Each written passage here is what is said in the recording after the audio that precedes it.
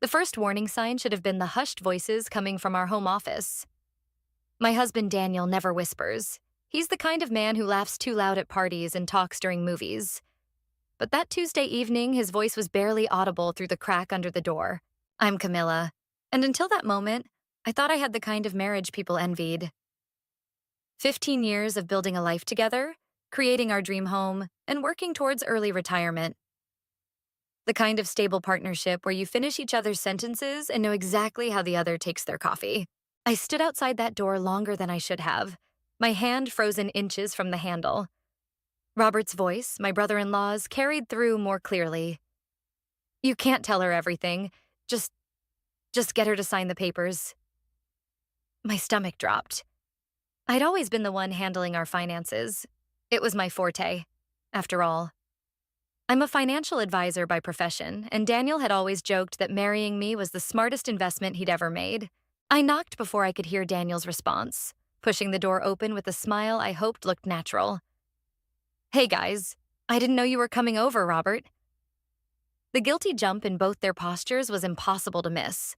Robert recovered first, flashing that trademark smile that had charmed his way out of trouble since childhood. Just dropped by to catch up with my favorite brother. Your only brother, I corrected, trying to keep my tone light as I noticed Daniel shoving papers into his desk drawer.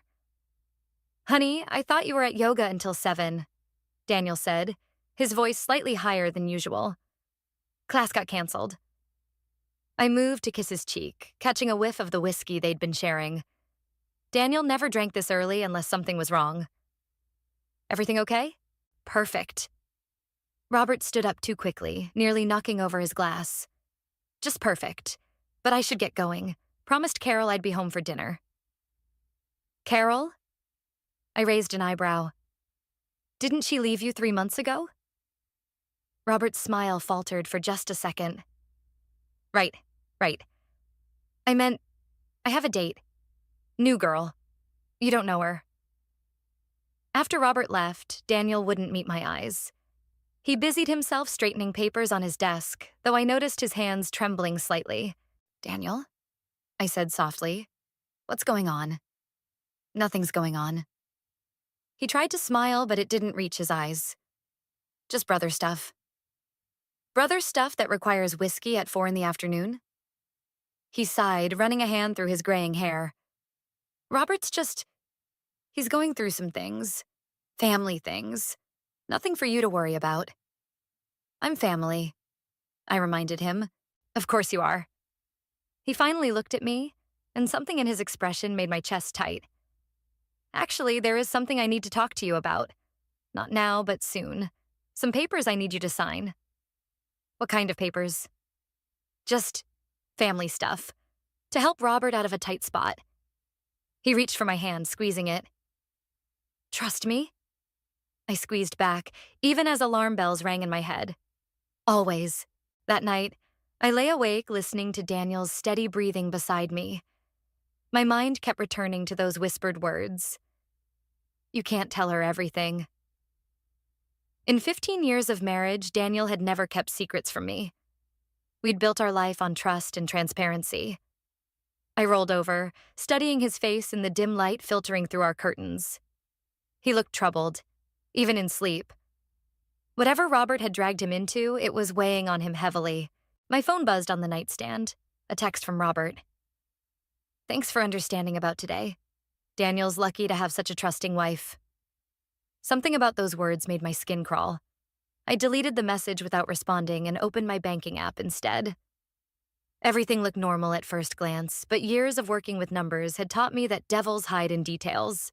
I noticed a small transfer from our joint account to Daniel's personal account, $500, marked as golf equipment. Daniel hadn't played golf in years. Closing the app, I made a mental note to call my friend Lily tomorrow. If anyone could help me make sense of this, it would be her. Whatever was going on, whatever those papers were that Daniel wanted me to sign, I needed to be prepared. Because one thing was certain. The whispers I'd heard today were just the beginning of something much bigger, and I had a feeling our perfectly stable life was about to be shaken to its core. Alone? Are you sure that's what they were talking about? Lily stirred her latte, her forehead creased with concern. We were sitting in our usual corner of the local coffee shop, away from the morning rush. Not exactly, I admitted, but I know something's off. Daniel's been checking his phone constantly, and this morning he accidentally closed his laptop when I walked into the room. Lily leaned forward. Have you checked your accounts again? That's the thing. I pulled out my phone, opening the banking app. Look at these transactions from the past month. She squinted at the screen. Golf equipment, car repairs, business consulting fees? I thought Daniel worked in software sales. He does. I took my phone back, scrolling through more suspicious entries. And that car repair bill? We just had the car serviced 2 months ago. Could Robert be in some kind of trouble? Lily asked. Legal trouble? I shook my head. If it was legal, Daniel would tell me. We've always handled everything together. I paused, remembering something. But yesterday, I overheard Robert mentioning papers I needed to sign. Don't sign anything, Lily said sharply. Not until you know exactly what's going on. Back home, I waited until Daniel left for work before starting my investigation. His laptop was password protected, but I knew all his usual combinations. Our anniversary, his mother's birthday, our house number. None worked. That was new. We'd always known each other's passwords. I tried one more. Robert's birthday. The screen unlocked. My hands shook as I opened his email. There, in his inbox, were dozens of messages from Robert, dating back 3 months. I clicked on the most recent one. Dan, need another $5K by Friday. The guys aren't happy about last week. Don't tell Kay about this one either. Remember, it's just temporary until my investment pays off. Investment? Robert had never shown interest in legitimate investments. But gambling, that was different. The pieces started falling into place. My phone rang, making me jump. It was Daniel. Hey, honey, he said, sounding stressed. Listen, can you stop by the bank today? There are some papers they need you to sign. Just a formality for a family trust thing. My throat tightened. What kind of trust thing? It's complicated. Robert can explain better. He'll meet you there at 2. Daniel, I said carefully, is everything okay? You know you can tell me anything, right? A pause. Everything's fine. Just trust me on this, okay? After hanging up, I called the bank directly and spoke with our account manager, Sarah. Mrs. Clayton? Yes, we have the paperwork ready. It's for a secured loan against your joint assets. Your husband said you'd be coming by to co-sign. My blood ran cold. And what's the loan amount? $250,000. I gripped the edge of the desk, steadying myself. That was nearly all our savings, everything we'd worked for over 15 years. Sarah, please don't tell anyone I called. And I won't be coming in today after all. I spent the next hour documenting everything I'd found.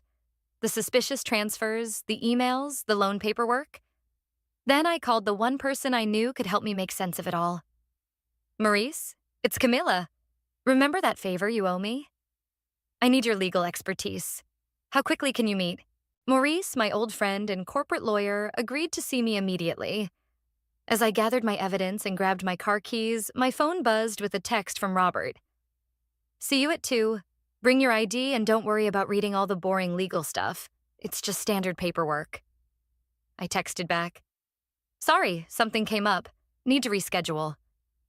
3 dots appeared as he typed his response. Dan says it's urgent. Family emergency. Family emergency. The same excuse they'd been using to drain our accounts for months. Well, they were right about one thing. This was definitely a family emergency, just not the kind they thought. As I drove to Maurice's office, my hands gripped the steering wheel until my knuckles turned white. The betrayal cut deep, but beneath the pain, something else was building. Determination. They thought I was just the trusting wife, ready to sign away our future without question. They were about to learn how wrong they were.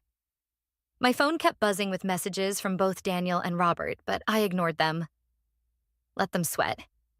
By the time I was done, they'd learned that the quiet, compliant woman they thought they knew had teeth. and she wasn't afraid to bite back. These emails paint a pretty clear picture, Maurice said, spreading the printed documents across his desk. Robert's got gambling debts, big ones, and Daniel's been helping him cover them with your money. I paced his office, my heels clicking against the hardwood floor. But why wouldn't Daniel just tell me? We could have helped Robert get real help, found a way to— Sit down, Camila. Maurice interrupted gently. Look at this email thread from 6 weeks ago. I sank into the leather chair and read, Dan, Kay's too straight-laced to understand. She'd probably make me go to therapy or some shit. These guys won't wait for that. Just need enough to cover what I owe, then I can win it all back. Got a sure thing coming up. The response from Daniel. I hate lying to her. There has to be another way. Robert's reply. There isn't, unless you want to explain to Mom why her firstborn is in the hospital. These aren't the kind of guys who send polite payment reminders.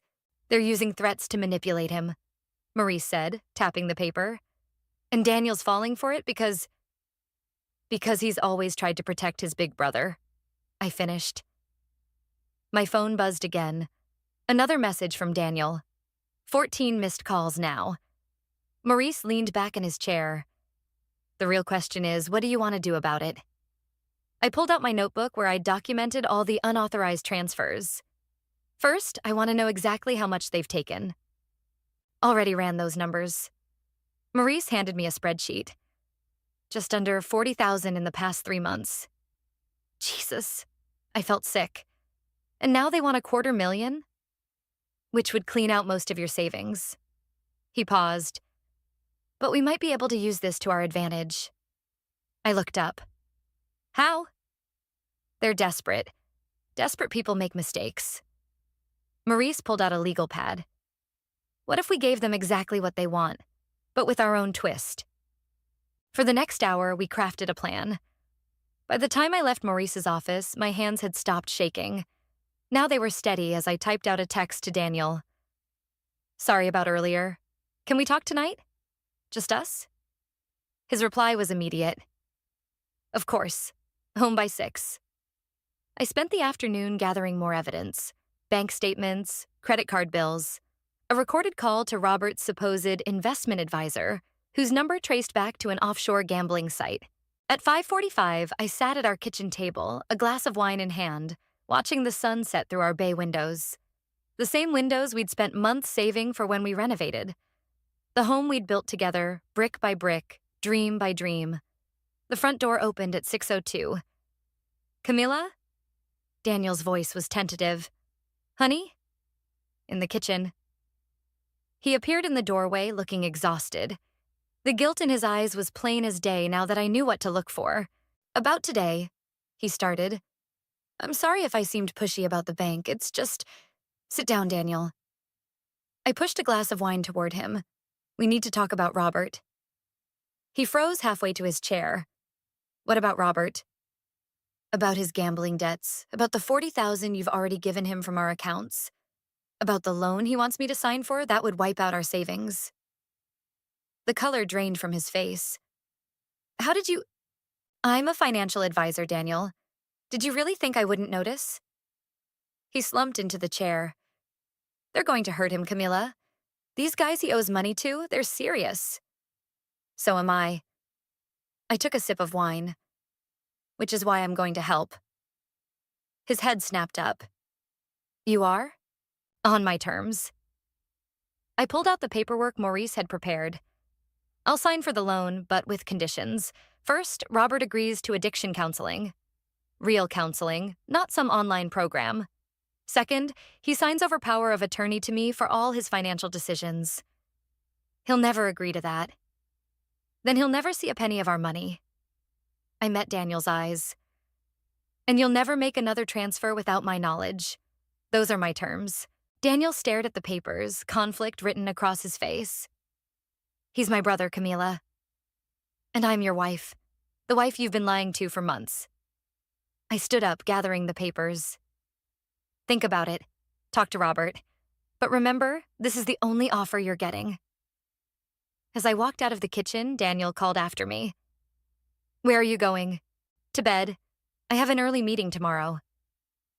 I paused at the stairs. Oh, and Daniel, I changed all the banking passwords, just in case you need time to think about your priorities. I climbed the stairs, my heart pounding but my resolve firm. The trap was set. Now all I had to do was wait for them to walk into it. The next morning, I found Daniel at the kitchen table, still in yesterday's clothes, nursing a cold cup of coffee. His phone lay silent beside him, unusual for a workday morning. Not going to the office? I asked, starting the coffee maker. Called in sick. He looked up, dark circles under his eyes. I talked to Robert last night. And? Daniel rubbed his face. He's willing to consider your terms. I poured fresh coffee for both of us. Consider isn't good enough. Camila, please. His voice cracked. You don't understand what he's going through. Then explain it to me. I sat down across from him. Help me understand why my husband has been stealing from our future to enable his brother's addiction. I haven't been stealing. $40,000, Daniel. Without my knowledge or consent. What would you call it? He flinched.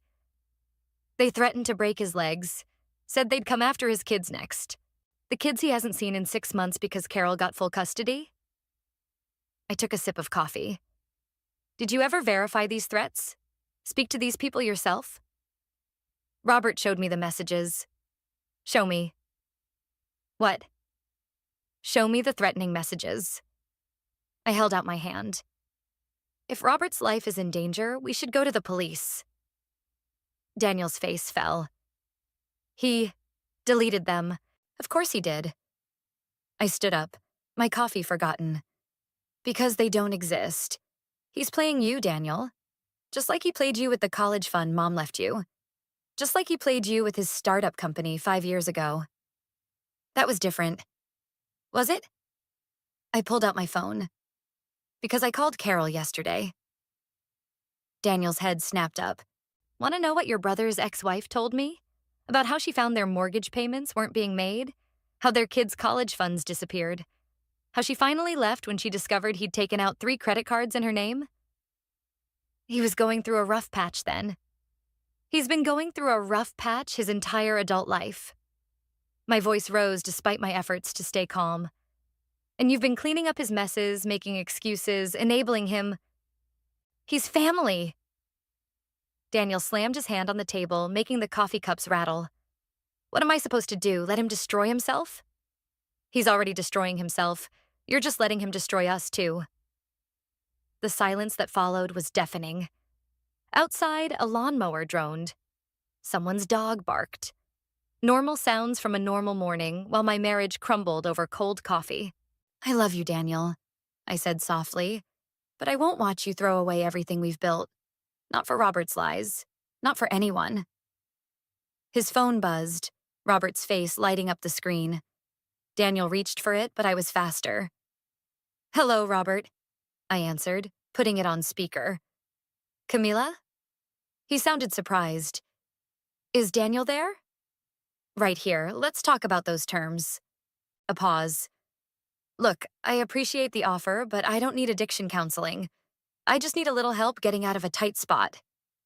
$250,000 isn't a little help. It's temporary, he insisted. I've got a system now, foolproof. 2 weeks, tops, and I'll pay it all back with interest. I caught Daniel's eye. Hear that, honey? He's got a system. Daniel looked away. Robert, I said, here's what's going to happen. You'll meet us at Maurice Armstrong's office tomorrow at noon. You'll sign the papers giving me power of attorney, and you'll enroll in the treatment program we've chosen. Or you can explain to these supposed debt collectors why you can't pay them. You bitch, he snarled, mask finally slipping. You think you can control everyone with your money? Daniel, are you going to let her— I ended the call. He didn't mean that, Daniel said quietly. Yes, he did. I placed his phone back on the table. The question is, what are you going to do about it? What do you mean? Tomorrow at noon, I'm going to Maurice's office. With or without you. With or without Robert. I headed for the door, grabbing my purse. You need to decide whose side you're on, your brother's enabler or your wife's partner. That's not fair.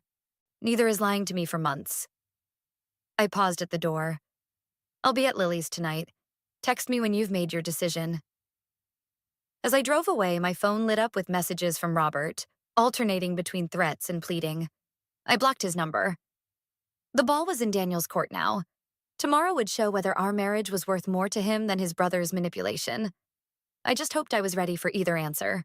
They're not coming, I said, checking my phone for the 100th time. Maurice's office clock showed 12:20. Give them a few more minutes. Maurice adjusted his tie, but I could see the concern in his eyes. Traffic might be... The door burst open. Daniel rushed in, followed by a disheveled Robert. Sorry we're late, Daniel mumbled, not meeting my eyes. Had to convince me not to tell you where to stick your paperwork. Robert finished, dropping into a chair. His usual charm was replaced by barely contained hostility. Maurice cleared his throat. Now that we're all here, let's review the agreement. First, Robert interrupted, I want to know what's in it for you, Camilla. Playing savior to the black sheep brother-in-law? That get you off? Robert, Daniel warned. No, let him talk, I said calmly. Better now than later. Maurice pulled out the documents. The terms are straightforward. Mrs. Clayton will secure a loan against her joint assets with Mr. Clayton, providing the requested sum of $250,000. Robert leaned forward. However, Maurice continued, the funds will be released in structured payments contingent upon Mr. Robert Clayton's attendance and participation in an approved addiction treatment program. Additionally, all financial decisions will be overseen by Mrs. Clayton through power of attorney. Absolutely not. Robert stood up. Daniel, this is ridiculous. Tell your wife to... Sit down, Daniel said quietly. Robert blinked. What? I said sit down. Daniel's voice was stronger now. You need help, Rob. Real help.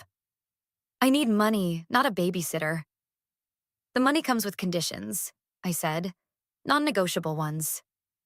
Robert paced the office like a caged animal. Those guys aren't going to wait for me to finish some therapy program. They want their money now. Then let's call them, I suggested, pulling out my phone. What's their number? You can't just... Why not? If these threats are real, let's get them on the line. Maybe we can negotiate directly. Robert's face reddened. It doesn't work like that. Because they don't exist? I pressed.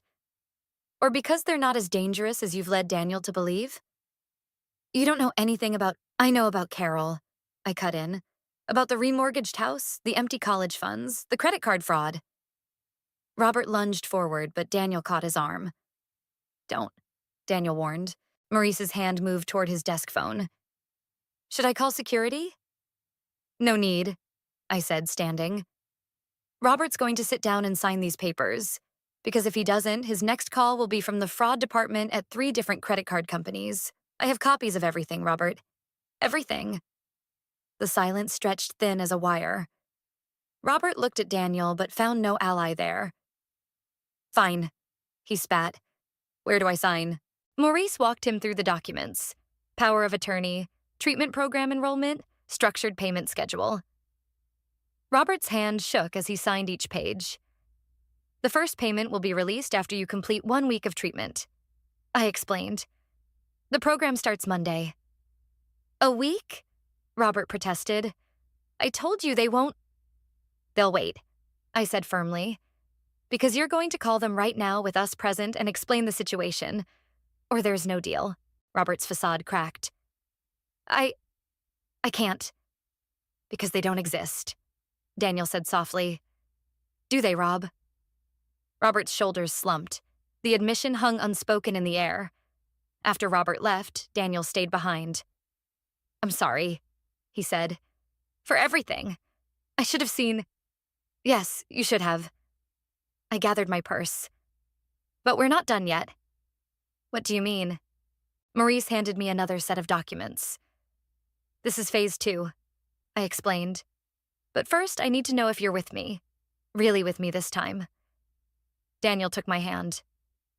Whatever it takes to fix this. To fix us. Good. I squeezed his hand before letting go.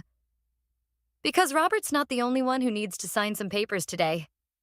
Maurice spread out the new documents, updated power of attorney forms, revised joint account agreements, new trust arrangements, everything we needed to ensure this could never happen again. Are you sure about this? Daniel asked, pen hovering over the first page. I'm sure about protecting our future, I replied. The question is, are you? Daniel signed. As we left Maurice's office, my phone buzzed with a text from Lily. Did they show? I typed back, Phase 1 complete, starting Phase 2 tomorrow. Because while Robert and Daniel thought today's signatures were the end of the story, I knew better. This was just the beginning of my real plan, the one that would teach them both exactly what happened when you underestimated a trusting wife. He's been in treatment for 3 days, Daniel said, pacing our living room. Shouldn't we release at least some funds? I looked up from my laptop.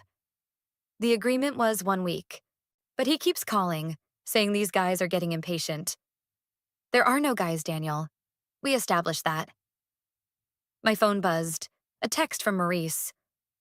Everything's ready. Green light whenever you're ready.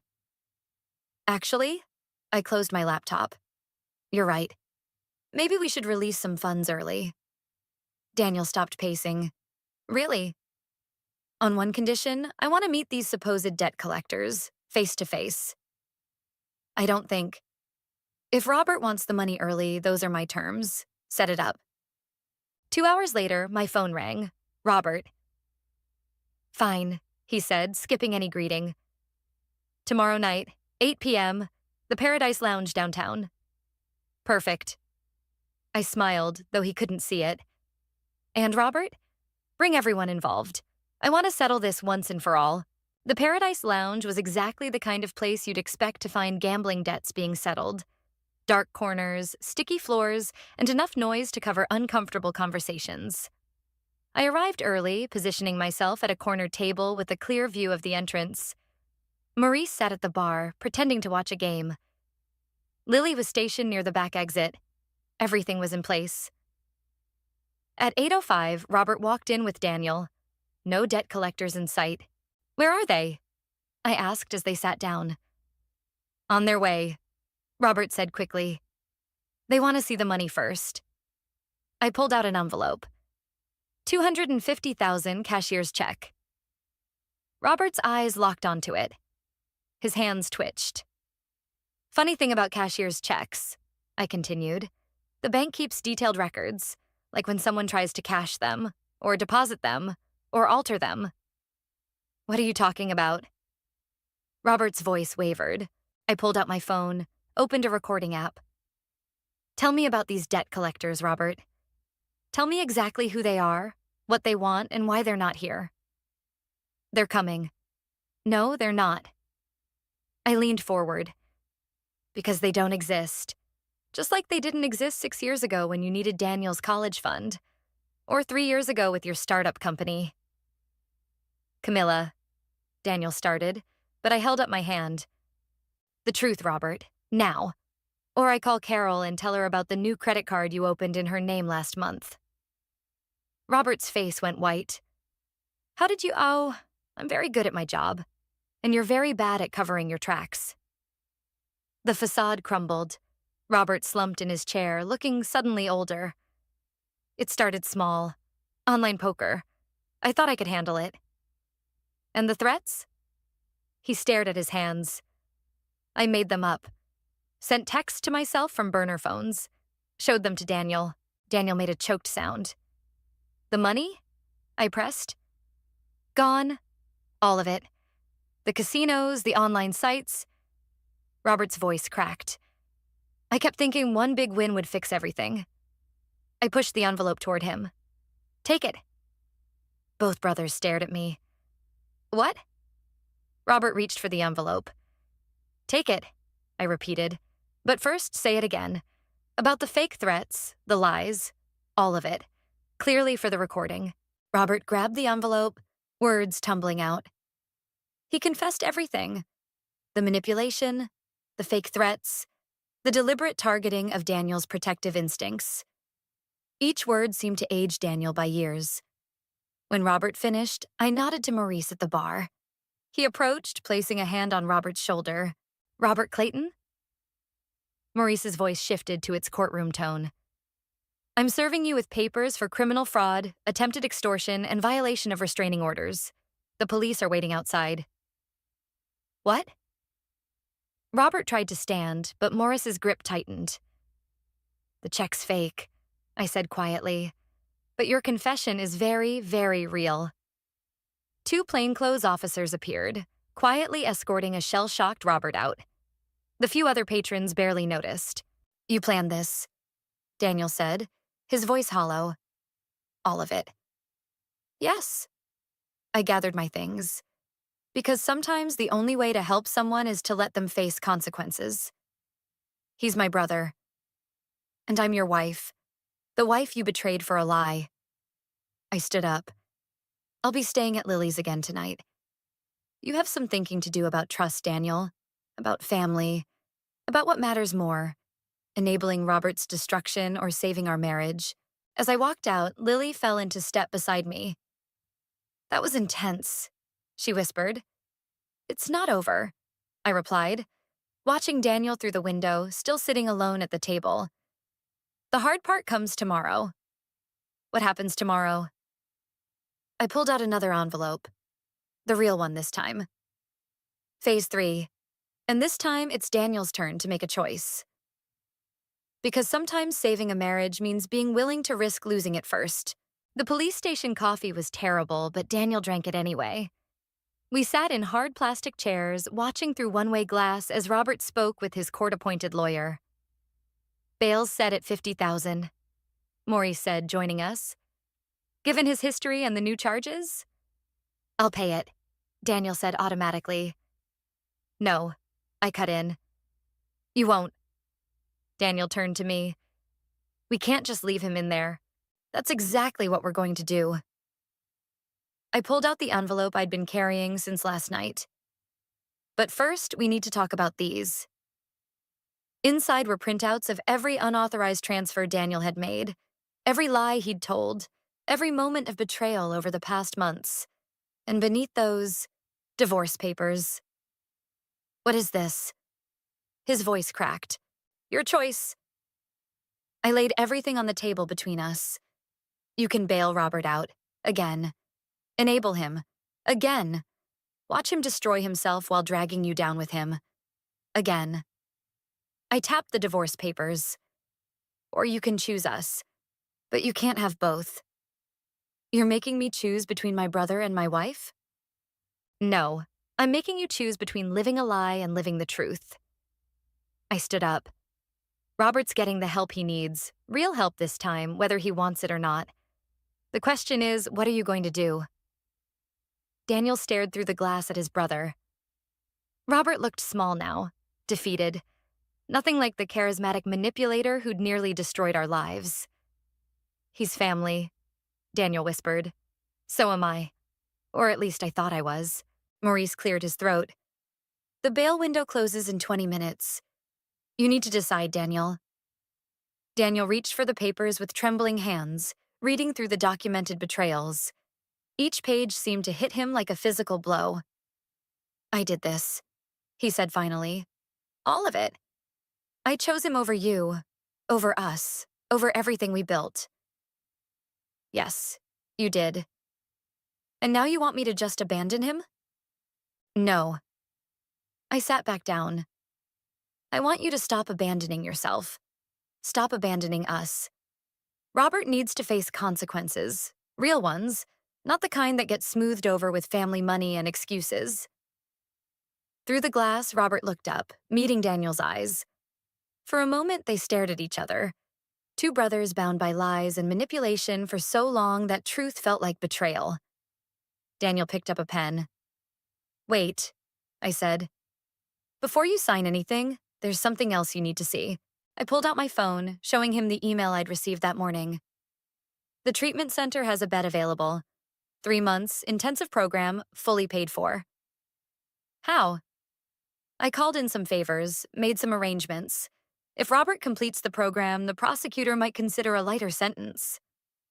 Daniel's eyes filled with tears. You did this? After everything?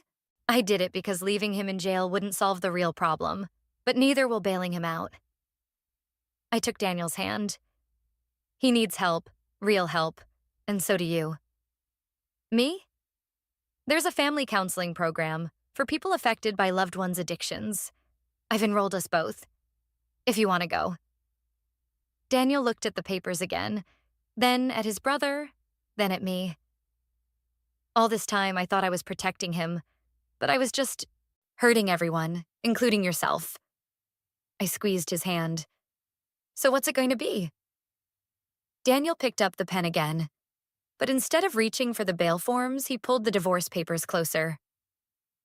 These, he said, voice steady for the first time in days. Tell me what they say. They say that if you ever lie to me again, if you ever betray our trust like this again, there won't be another chance. They say that our marriage can survive this, but only if we both choose it. Really choose it. He signed, not the divorce papers, but the attached reconciliation agreement. The one that laid out terms for rebuilding trust, including therapy, transparency, and firm boundaries with Robert. Through the glass, Robert watched, realization dawning on his face as no one came to post his bail. For the first time in his life, his actions would have real consequences. What happens now? Daniel asked as we left the station. Now we do the hard work. I linked my arm through his. Together this time. Behind us, Maurice stayed to handle the paperwork that would send Robert to treatment rather than prison. One last act of family love, but one wrapped in steel boundaries instead of enabling weakness. As we walked to the car, Daniel stopped. Thank you, he said, for not giving up on either of us. Don't thank me yet, I replied. The real test starts tomorrow. Because saving a marriage isn't about one dramatic moment. It's about all the small choices that come after. And we had a lot of choices ahead of us. The autumn breeze carried the scent of coffee from the treatment center's garden cafe as I waited for Daniel. Through the window, I could see him and Robert in their final family counseling session, their gestures animated but no longer hostile. My phone buzzed, a text from Lily. How's it going? About to find out, I replied. The door chimed and both brothers emerged. Robert looked healthier than I'd seen him in years, clear-eyed, steady on his feet. Daniel's smile reached his eyes again. Camilla. Robert nodded, keeping the respectful distance we'd established during his treatment. Thank you for coming today. How did it go? I'm being discharged tomorrow, he said, moving into the halfway house we discussed. And the job? Started training next week, entry-level accounting clerk. He laughed softly. Ironic, right? The gambling addict handling other people's money. Under strict supervision, Daniel added. Under strict supervision, Robert agreed. Listen, Camilla, what I did to you both? I held up a hand. We've been through this in family therapy. What matters now is what you do going forward. Right. He pulled an envelope from his pocket. Which is why I wanted you to have this. Inside was a promissory note for $40,000, the amount he'd taken through Daniel's deception. It's not much, he admitted. Minimum payments at first, but every penny I can spare goes toward paying you back. Keep it, I said. Put it toward your kids' college funds instead. Robert's eyes widened. But after everything I did? Consider it an investment in your recovery, in your children's future. I glanced at Daniel. In family, real family, not the enabling kind. Robert nodded, blinking back tears. I should go pack. Early discharge tomorrow. After he left, Daniel and I walked through the garden. The same garden where we'd had our first therapy session 3 months ago, both raw with hurt and uncertainty. You're quiet, I said, just thinking about how different things could have been. If you hadn't caught on, if you hadn't fought for us the way you did, if you hadn't chosen to fight too, I added. He stopped by a bench. Our bench, where we'd sat during breaks between sessions, slowly rebuilding trust. I have something for you, too, he said, pulling out a small box. Inside was a key. What's this? To our new joint account. He sat down. The one with both our names, both our oversight, complete transparency. No more separate accounts, no more hidden transactions. Daniel, I know it's just a symbol, he continued. Trust isn't built on grand gestures. It's built on daily choices, on constant vigilance against old patterns. But I wanted you to have something tangible, something that says, I choose us. Every day, I choose us. I turned the key over in my hands. Speaking of choices, Carol called yesterday. Daniel tensed slightly. And Robert's supervised visits with the kids are going well. She's considering joint custody again, once he's established in the halfway house. That's good news. It is. I pocketed the key. But what matters is how you're feeling about it. He thought for a moment. Hopeful, but not responsible. Their relationship is their journey, just like Rob's recovery is his journey. And our journey? Daniel took my hand, his grip firm but gentle. Is right here. Together. Equal partners. My phone buzzed again. Maurice this time. Final paperwork filed. All accounts transferred and secured. Ready to go home? I asked Daniel. Actually? He pulled out 2 coffee cups from the cafe. I thought we could sit here a while. Talk about that vacation we've been putting off. The one where we don't check our phones or worry about family emergencies. I accepted the coffee, settling onto our bench. The autumn sun warmed my face as Daniel talked about beach plans and hotel bookings, his voice light with a freedom I hadn't heard in years. This was what victory felt like. Not the dramatic confrontation at the bar, not Robert's arrest or rehabilitation, but this quiet moment of genuine peace, of trust rebuilt, stronger than before because we knew its true value. What are you thinking about? Daniel asked. About how sometimes saving something means being willing to lose it first. I sipped my coffee. About how love isn't just about standing by someone. It's about standing up to them when necessary. About how your financial advisor wife is smarter than everyone else. He grinned. That too. I leaned against him. And about how this bench has better coffee than that police station. His laughter carried across the garden. Free, unburdened, real. Just like us. Just like our future.